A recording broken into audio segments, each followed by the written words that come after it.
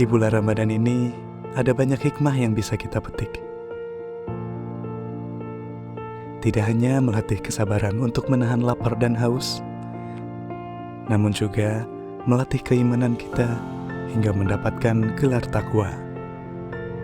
Kita juga memperdalam empati hingga menghadirkan senyuman untuk orang-orang di sekitar kita.